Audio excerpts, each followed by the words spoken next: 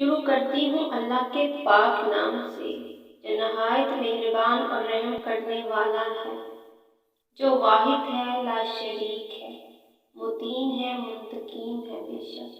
السلام علیکم۔ بلا زوال کیا ہوا تھا؟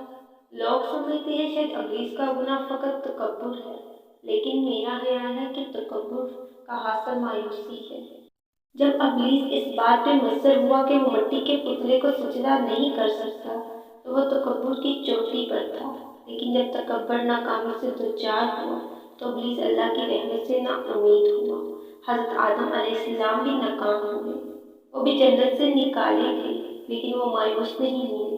یہی تو ساری بات ہے۔ ابلیس نے دعویٰ کر رکھا ہے، میں تیری مخلوق کو تیری رحمت سے مایوس کروں گا۔ نا امید مایوس لوگ میرے گھروں میں داخل ہوں گے۔ اللہ جانتا ہے کہ اس کے چاہنے والوں کا اغوا ممکن نہیں۔ وہ کنویں میں لٹکائے جائیں، سلیب پہ لٹکے وہ مایوس نہیں ہوں گے۔ اللہ تعالیٰ جس کو اپنا آپ یاد دلانا چاہتا ہے اسے دکھ کا الیکٹرک شاک دے کے اپنی جانب متوجہ کر لیتا ہے۔ دکھ کی بتی سے نکل کے انسان دوسروں کے لیے نرم پڑ جاتا ہے، پھر اس سے نیک اعمال خود بخود اور بخوشی سرزد ہونے لگتے ہیں۔ دکھ تو روحانیت کی سیڑھی ہے، اس پہ صابر اور شاکر ہی چڑھ سکتے ہیں۔ انسان حاصل کی تمنا میں لا حاصل کے پیچھے دوڑتا ہے، اس بچے کی طرح جو تتلیاں پکڑنے کے مشغلے میں گھر سے بہت دور نکل جاتا ہے۔ نہ تتلیاں ملتی ہیں نہ واپسی کا راستہ۔ محبت پانے والا کبھی اس بات پہ مطمئن نہیں ہو جاتا کہ اسے ایک دن کے لیے مکمل طور پر ایک شخص کی محبت حاصل ہوئی تھی۔ محبت تو ہر دن کے ساتھ ادا جاتی ہے۔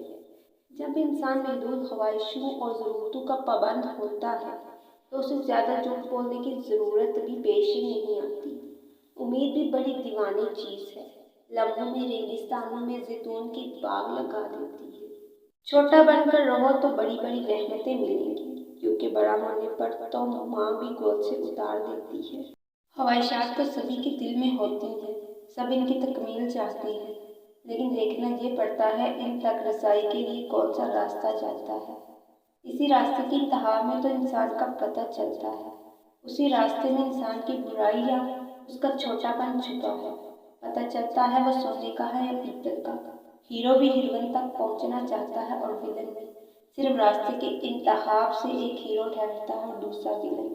امیدیں جب ٹوٹتی ہیں تو بندے کے دل میں دوسرے کے بارے میں دشمنی آتی ہے، بدگمانی آتی ہے اور بندہ قطع تعلقی کر بیٹھتا ہے۔